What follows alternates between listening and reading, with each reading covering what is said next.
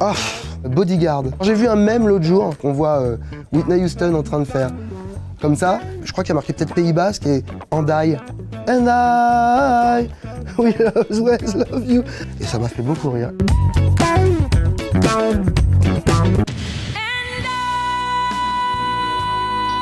J'aime pas, mais je trouve ça bien. Mais j'aime pas le son, j'aime pas la mélodie, j'aime pas les fausses émotions là, mais c'est quand même bien fait. Donc c'est pas 9, c'est 6. Mais quand même, là je pense que je vais avoir un petit verre d'oreille avec And I. Mais non, ça va pas, rien ne va.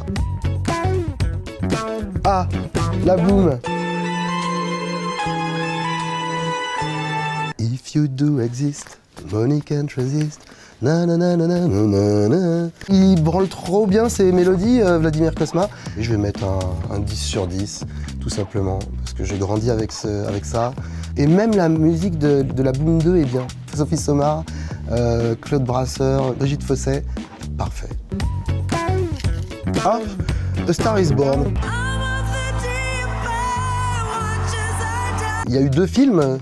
Il y a eu un remake avec, je crois, Lady Gaga et Bradley Cooper, mais je pense que le premier, c'est Chris Christopherson et Barbra Streisand. J'étais pas fan du morceau, mais je suis énorme fan de Barbra Streisand. Parce qu'il y a Barbra, je vais mettre 7. Ah, la version avec Lady Gaga, c'est pas très cool de faire ça, hein, de donner une note si basse. Mais j'ai l'impression que le son, les grosses réverbes, le son hyper produit me plairait pas. Je mets ça juste pour vous faire marrer. Oh les pièges. Drive. Nicolas Winding Refn. Je ne sais pas qui fait ces musiques déjà, mais je sais qu'il y a Kavinsky qui a fait un morceau qui a vachement marché. Un morceau qui marche vraiment, qui rentre dans la pop culture. C'est un morceau que les gens reprennent rien que pour cette performance. Et parce que c'est un copain, je vais mettre un 8. Parce que je suis pas fan du film non plus. Mais sinon j'aurais pu mettre un 10. Parce que le morceau a dépassé le film. Et je trouve ça c'est une belle performance. Le grand blond avec une chaussure noire. C'est Vladimir Cosma. C'est...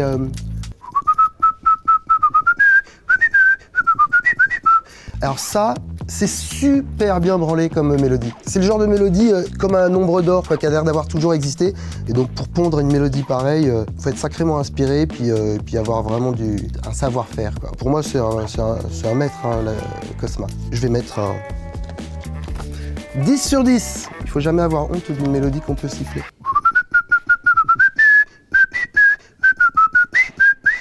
C'est parfait. Phantom of the Paradise. Mon réalisateur favori, celui avec lequel j'ai grandi, c'est Brian De Palma. Le film date de 75, je crois. Il y a Paul Williams qui compose les musiques. Il est incroyable, c'est un gars qui a gagné plein de Grammy. Il a les cheveux blonds très longs, des lunettes fumées, et c'est un génie, c'est un compositeur de génie, un songwriter de génie. La façon dont c'est filmé, dont la musique est filmée dans ce film est démente. Il y a les Juicy Fruits, quoi, qui est aussi un groupe dans ce film qui fait une chanson 60s mais démente avec un truc en plus que du 60s, enfin des grilles d'accords vraiment très stylées. Pour Swan, pour Winslow, pour Paul Williams, pour Phoenix, pour Brian De Palma, pour la photo de ce film, je mets un 11 sur 10. Après, il y a les musiques de films de Brian De Palma. Caris, c'est Pino Donaggio et c'est du 12 sur 10, quoi, c'est parfait. Fury, c'est John Williams, c'est parfait. En fait, Brian De Palma, il est fan de Hitchcock et donc de Bernard Herrmann. Par exemple, il y a un film qui s'appelle Obsession de Brian De Palma où il a réussi à avoir Bernard Herrmann, le compositeur de Hitchcock. Et Obsession, c'est une des meilleures BO de Brian De Palma. En 76, les Oscars, c'est plein de compositeurs de génie qui sont en lice. Et t'as Bernard Herrmann qui est cité 2 fois pour Taxi Driver et pour Obsession. Mais c'est mon compositeur favori qui gagne avec la meilleure BO du monde, c'est Jerry Goldsmith, avec La Malédiction. Oh non, Titanic. Je pense que c'est James Horner qui fait les musiques, je crois, hein, de Cameron. Non, c'est vraiment... Ça, je peux pas. C'est quoi? C'est... Oh là là, c'est un cauchemar pour moi, ça. Je vais mettre 1. C'est la note que j'ai eue en allemand, mon dernier devoir d'allemand en terminale. Vous ne savez même pas écrire une phrase en allemand. À quoi prétendez-vous donc? 1 sur 20. Mais je trouve ça beau en même temps, 1. Il y a quand même quelque chose, quoi. Mais non, enfin, tout le son, la réverb, la guimauve, la fausse émotion, quoi. Non, je n'aime pas du tout. La guerre des étoiles, Star Wars. John Williams et Steven Spielberg, c'est un des couples les plus connus. Là, c'est quand même une association fantastique. Là, on parlait de musique qui dépasse le cadre. Pour Drive, on disait Kavinsky qui a son morceau qui a été repris. Là, John Williams, la marche impériale, tout le thème, c'est rentré dans l'ADN comme Le Bon, la Brute, le Truand composait ça. Pam pam pam pam pam pam pam pam pam pam pam pam pam pam. Cette note, elle part en pensant. C'est fantastique. L'orchestration, la maestriale, tout va là-dedans. Bon, après, c'est pas de John Williams, c'est pas la musique que je préfère. Moi, j'aime bien un film qui s'appelle La Sanction de Légère. La Sanction, un film de Clint Eastwood de 73. Super beau, La Tour Infernale, qui est ma BO préférée de John Williams, qui a pompé Aaron Copland, compositeur américain, qui a défini le son de la symphonie américaine. Mais pour Star Wars, si vous voulez voir vraiment d'où est l'inspiration de la marche impériale, vous allez halluciner sur un compositeur qui s'appelle Gustav Holst, qui a écrit en 1916 une suite orchestrale qui s'appelle Les Planètes, où donc il y a Mars, Pluton, Neptune, etc. Mais le premier morceau, c'est Mars, et le motif, c'est un motif en 5 temps, où les violons jouent avec le bois de l'archer, ce qu'on appelle col legno, et ils font 5 temps.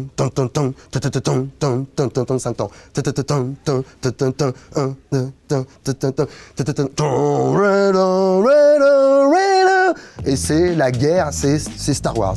Donc il a vraiment pompé là-dessus, mais il pompe super bien Williams, il réinvente, hein. C'est un génie et tout. Mais allez écouter Gustav Holst, Mars. Et donc je mets 1. Si je pouvais mettre 11, 12, je le mettrais. Ah les Kaira. La musique du film, je la connais pas bien. Je l'ai pas spécialement remarquée, je pense. Mais elle doit être bien puisque j'ai beaucoup aimé le film. Parfois, quand on remarque pas la musique, c'est qu'elle est bien. Parfois, quand on la remarque pas, c'est qu'elle est insipide. Là, ce que j'ai beaucoup aimé, c'est Mehdi Sadoun, je crois, l'acteur, qui a une super voix, qui chante hyper bien et qui, dans un concert de hip-hop, se met à chanter R&B Lover. Beaucoup de maquisés, devant plein de rappeurs hardcore, et il se fait huer, il continue à chanter. C'est hyper drôle. Il chante bien la mélodie.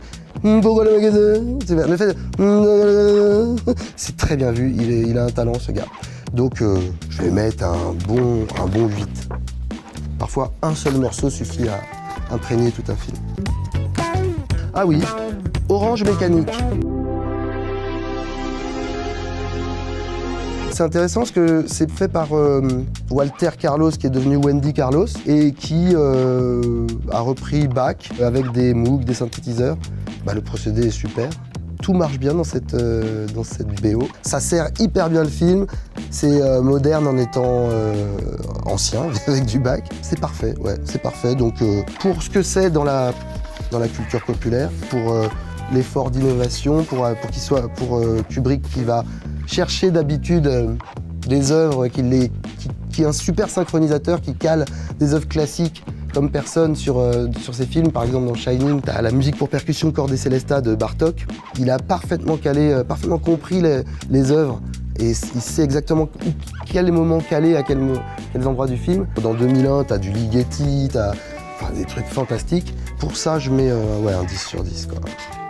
Donc là, il n'a pas calé des musiques existantes, il a fait interpréter par Wendy Carlos au synthétiseur, donc du Bach. Et ça me fait penser à un autre gars qui est très très fort en France, c'est Quentin Dupieux, qui dans son film Incroyable mais vrai, a pris une BO des années 70 de quelqu'un qui reprenait des musiques classiques avec des synthétiseurs de la même façon. Et c'était parfait la façon dont il a calé ça, et la musique est parfaite, et je réécouterai plus d'ailleurs ça que Wendy Carlos. Mais je mets un 10 sur 10. Oh, tout simplement noir. Quand serons-nous prêts? Quand serons-nous prêts? C'est moi qui ai fait la musique de ce film. Quelle note. C'est bizarre. Je je vais mettre... je vais mettre 9 sur 10. C'est un film qui est comme un faux documentaire. Il y a finalement peu de musique, mais le morceau de générique est un morceau qui est très cher à mon cœur, puisque c'était un morceau que j'avais écrit pour des voix, pour des chanteuses indiennes de musique carnatique indienne, et que j'ai adapté pour le film de Jean-Pascal Zadi. Et donc le morceau en question a une grille d'accords que j'ai poli pendant longtemps et qui me semble bien équilibré. Après, comme il y a plein de musiques qui ont été sucrées au fur et à mesure, je peux pas mettre 10. Et puis je mets une bonne note parce que il faut bien se traiter dans la vie soi-même. Il faut pas faire semblant d'être humble. Je pioche. Purple Rain. Je vais décevoir beaucoup de monde, je pense, mais j'ai jamais réussi à aimer Prince. Je trouve qu'il est fantastique, performeur, qu'il est incroyable, il est exceptionnel et tout, mais le son, j'ai jamais réussi à aimer. J'ai essayé pourtant, mais je suis désolé, j'y arrive pas. Et je me refuse à donner une mauvaise note parce que je sais que c'est de qualité et que c'est bien, mais non, j'aime pas trop l'esthétique. Là, je le vois sur une moto avec des habits, des chemises à jabot. Puis-je ne pas donner de mauvaise note? Je sais que c'est de ma faute parce que je connais pas assez, que j'ai pas fait assez d'efforts pour aimer. Donc je mets la moyenne. Ah, Rocky. Alors Rocky, c'est Bill Conti, qui est un maître, qui a fait des trucs que les gens connaissent pas forcément, mais il a fait une série, une fresque qui s'appelle Nord et Sud sur la guerre de sécession, que j'aimais beaucoup, qui est une espèce de fresque qu'on regardait tous les dimanches quand on était plus petit. Pour Rocky, alors moi j'ai connu d'abord le générique des grosses têtes.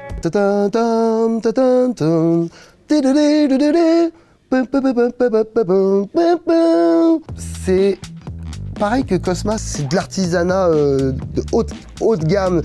C'est des mélodies hyper bien composées au sens équilibré, quoi. Enfin,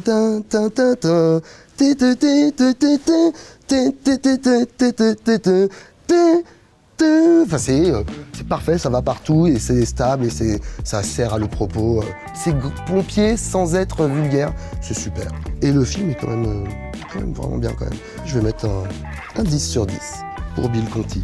Et Stallone quand même qui est allé chercher ça quand on sait le travail que c'est pour un réalisateur. En plus, je crois que c'est son premier film, je pense, à Stallone. D'arriver à faire pondre ça à un compositeur, il devait être inspiré le gars, donc bravo.